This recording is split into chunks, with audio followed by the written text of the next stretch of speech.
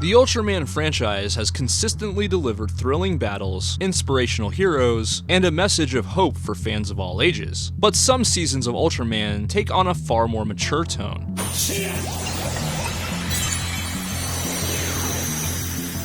With darker storylines, intense emotional themes, and surprisingly heavy subject matter, this video is going to count down the most mature seasons in Ultraman's history.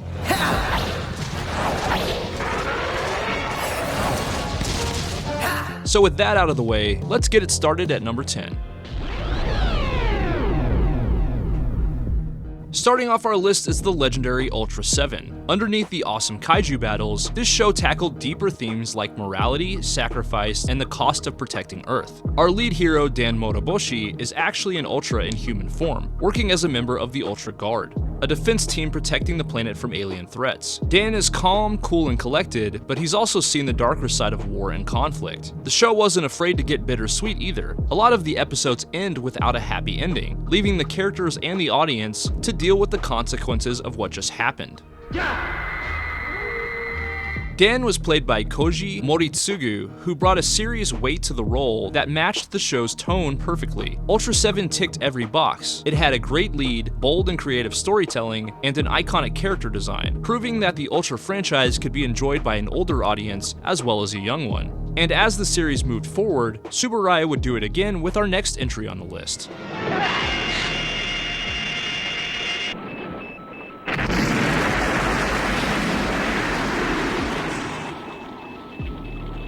Ultraman Ace of course featured over-the-top action, but it's also one of the most mature seasons of the Showa era. The dual-host setup with Seiji and Yuko allows the show to explore responsibility, teamwork, and sacrifice in a deeper way than most of the other Ultra series. Yuko's sudden tragic departure halfway through the series is still one of the franchise's most shocking moments, setting a tone where loss has lasting consequences. The alien Yapul aren't your average invaders either. They wage calculated psychological warfare, creating monsters specifically designed to break human morale, making them some of the most unsettling antagonists in the entire series.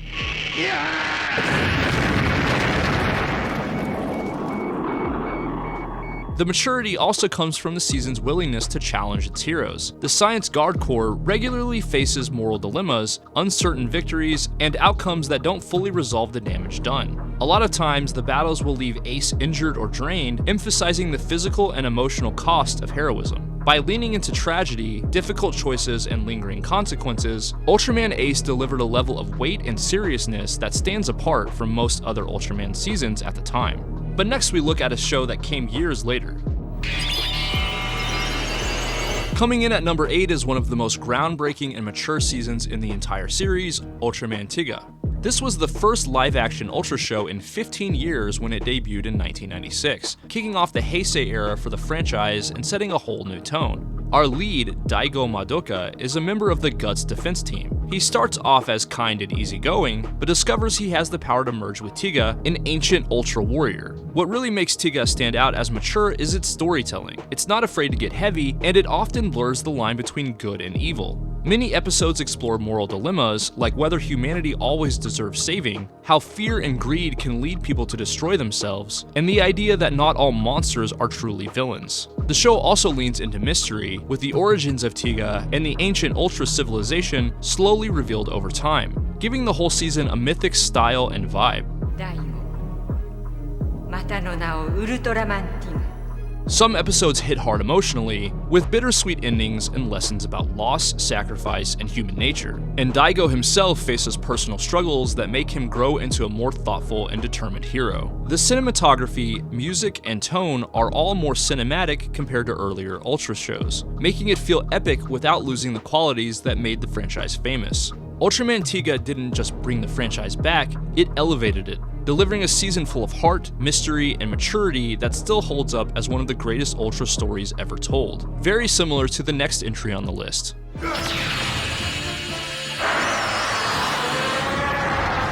Next up is a deep, heartfelt, and surprisingly mature season with Dyna, which was actually a direct sequel to Tiga, set in the same world but a few years later, and due to the similar tone and shared world, I had to include it next to Tiga. This show follows Shin Asuka, and he becomes Ultraman Dyna, a hero with depth and complexity, in addition to his playful personality. What makes Dyna stand out as mature is how it takes a lighthearted, optimistic lead and throws him into situations that slowly force him to grow up. The series doesn't shy away from tragedy either. There's episodes where lives are lost, victories come at a cost, and Asuka has to deal with the emotional weight of his decisions. The show also dives into big themes like human colonization of space and the sacrifices required for peace. Some of the later story arcs get really heavy, showing that not every problem can be solved with just strength or kindness alone. Over time, you see Asuka evolve from an easygoing rookie into a hero who fully understands what it means to protect others, even if it means making painful choices. And this long story arc isn't just mature, it's a story about the process of maturation itself. This show had a great balance of tone, but our next entry lays on the emotion in a big way.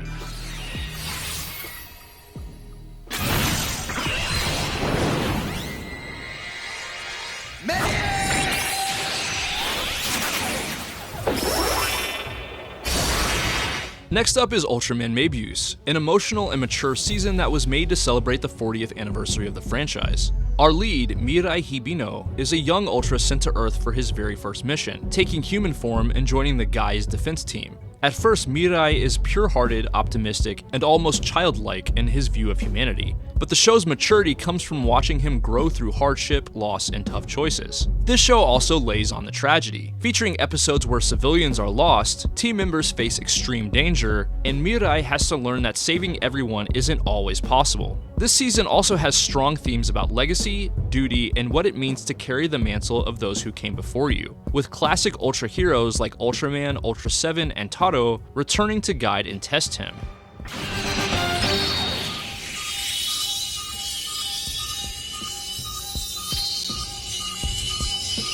Over time, you see Mirai transform from an inexperienced rookie into a seasoned hero who understands the weight of his role, and his bond with the Gai's team becomes one of the most emotional elements of the story. They're not just his co-workers, they're his family. The final stretch of episodes hits especially hard, with extremely high stakes, heartbreaking sacrifices, and a finale that's both inspiring and bittersweet. Ultraman Mebius delivered deep character growth and a celebration of the Ultra legacy that respected its audience's intelligence. This show was deeply emotional, while our next entry makes the list because of its intelligence and complex storytelling. Ultraman 난다.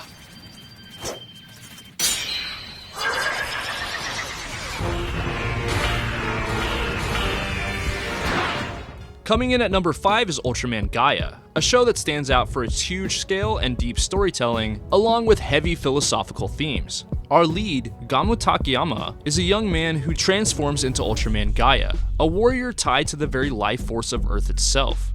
Not long after, we meet Hiroya Fujimiya, who becomes Ultraman Agul, a more stoic and mysterious Ultra with a colder, more cynical view of humanity. This dual protagonist setup immediately gives the show a mature edge, as Gaia and Agul often clash over their ideals. Gamu believes in protecting humanity at all costs, while Hiroya thinks humanity's destruction is inevitable because of its greed and environmental destruction. The tension between them drives the story, turning the story into more than just good guys versus monsters. It's about conflicting philosophies, personal growth, and whether hope or despair will shape the future.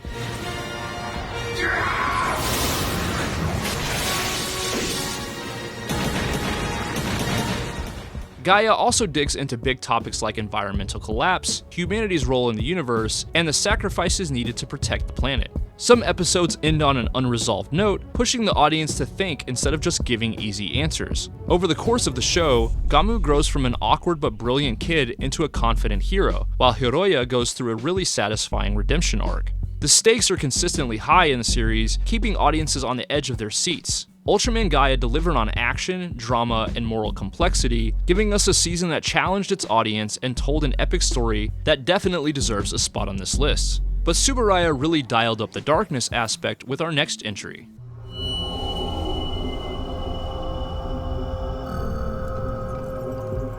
Next at number 4 is one of the darkest series in the history of the franchise, Ultra 7X, a modern reimagining of the original Ultra 7 that sets itself apart with a gritty world where alien threats hide in plain sight and humanity's future feels uncertain. Jin, our lead, wakes up with no memory of who he is, only to learn that he's been chosen to become Ultra 7X, working for the Deus organization to track down aliens. Right from the start, the tone is way heavier than most Ultra shows. The lighting is darker, the pacing is slower, and the stories focus on crime, corruption, and moral ambiguity rather than just monster battles.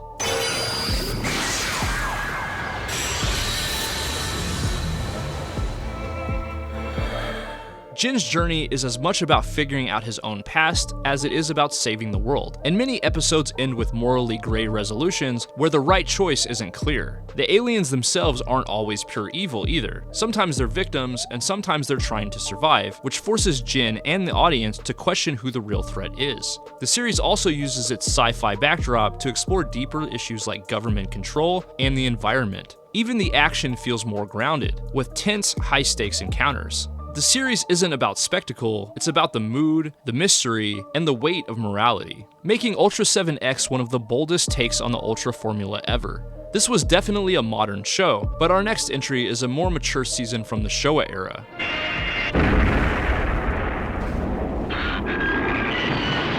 Next up is Return of Ultraman, a drama-filled season from the early years of the franchise, whose main Ultra is Ultraman Jack. This show featured Hideki Go, a young man who dies heroically trying to save a child and a dog during a monster attack, only to be revived when Ultraman Jack merges with him. This is something that gives the show a more serious tone from the start. Hideki starts his journey with the weight of sacrifice, and throughout the series he works as a member of the MAT defense team, balancing his duties as a human and as an Ultraman. This show presents Hideki as an imperfect hero, and he struggles with fear, guilt, and making the right decisions under pressure. A lot of times, victories come at a cost or leaving lingering consequences. It was also the first Ultra series to really lean into ongoing character development, showing Hideki grow from a hot-headed rookie into a responsible and empathetic hero. Return of Ultraman doesn't shy away from tragedy either. There are episodes where Hideki can't save everyone, moments where friends and civilians are lost, and situations where his identity as Ultraman puts his personal relationships at risk. The show also gives him a close bond with his team, which makes the losses hit harder when they're affected.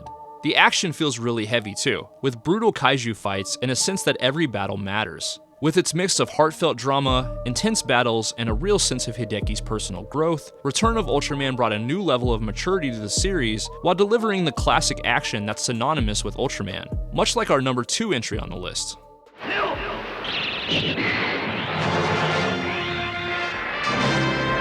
Coming in at number 2 is one of the most intense seasons of all time, Ultraman Leo. Ultraman Leo wastes no time setting the tone, starting with one of the most brutal opening episodes in the franchise's history. In his debut, Leo arrives from the planet L77 only to watch his homeworld be destroyed and his people wiped out by the evil alien magma. When he comes to Earth, he takes the human identity of Jin Otori and becomes a member of MAC, working under Dan Moroboshi, the original Ultra 7 himself, who serves as his mentor. The maturity in Leo comes from its relentless focus on loss, resilience, and personal growth through hardship.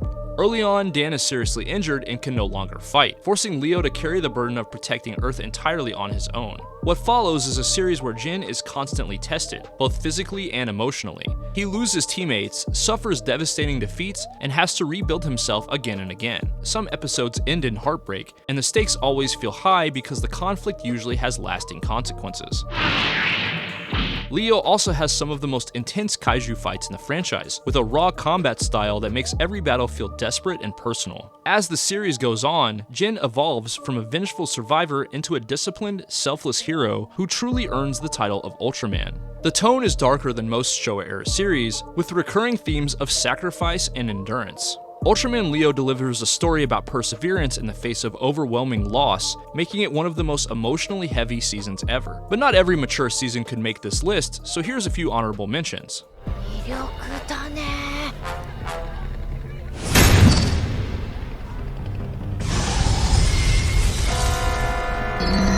Our first 2 honorable mentions are Ultra Q reboots for the modern age in Neo Ultra Q and Ultra Q Dark Fantasy. These series were highly atmospheric and definitely worth acknowledging, despite them not technically being Ultraman series. Both shows carry the DNA of the original 1966 Ultra Q, which was less about giant hero battles and more about strange phenomena, mysteries, and Twilight Zone-style twists. Ultra Q Dark Fantasy, released in 2004, takes that format and updates it with a darker, more modern edge. This show featured episodes that feel like short, self-contained horror movies. The maturity here comes from the tone and the subject matter, like stories about fear, obsession, guilt, and the consequences of choices. Sometimes kaiju and supernatural events aren't even the biggest threat, where the true horror comes from human nature itself.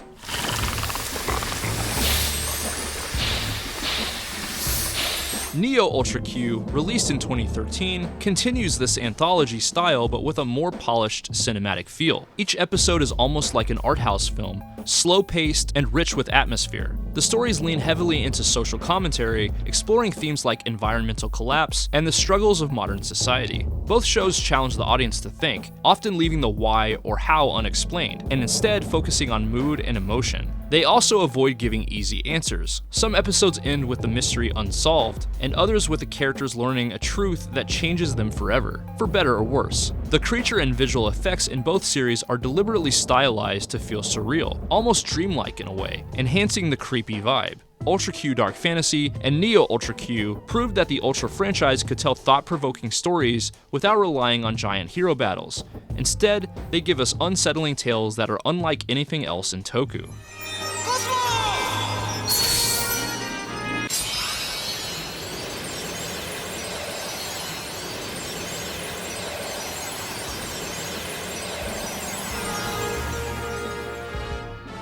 Our next honorable mention is Ultraman Cosmos, a surprisingly mature season with a ton of heart. Our lead, Musashi Haruno, is introduced as a kind-hearted young man who as a boy once encountered Cosmos and carried that connection into adulthood. He works to protect both humanity and the many monsters that aren't inherently evil. The series constantly challenges the idea that monster equals enemy, instead exploring themes of empathy, forgiveness, and finding non-violent solutions when possible. Many episodes deal with the consequences of fear and misunderstanding, showing how humans can create their own threats through greed, pollution, or reckless ambition. The show also isn't afraid to get emotional. There are heartbreaking moments where peaceful kaiju are harmed, and episodes where Musashi is forced to make difficult choices that test his ideals. Over time, Musashi grows from a hopeful idealist into a mature hero who understands that mercy is just as powerful as strength. Ultraman Cosmos proved that maturity in Toku isn't just about darkness and tragedy, it can also come from compassion, patience, and the belief that every life has value.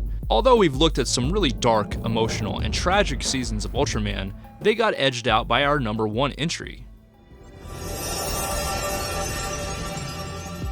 Coming in at number 1 is easily one of the darkest series in the entire franchise, and our most mature season in the history of Ultraman, Ultraman Nexus. Ultraman Nexus took a huge risk by breaking away from the traditional lighthearted tone, giving us a serialized, slow-burn story that feels more like a sci-fi drama than a kids show. This show follows multiple hosts of Nexus, each with their own struggles and emotional baggage. What makes Nexus so mature is how it treats heroism as a heavy, almost crushing responsibility. Every host of Nexus pays a personal price, and the bond between Ultra and human is shown as something both powerful and tragic. The show deals with themes like trauma, grief, survivor's guilt, and the moral weight of protecting humanity when the cost can be your own happiness, or even your life. There's a constant sense of danger. The space beasts featured here aren't just rampaging monsters, they stalk, hunt, and kill in terrifying ways, and civilian casualties happen a lot. When bad things happen, the effects linger, shaping the characters and the story going forward.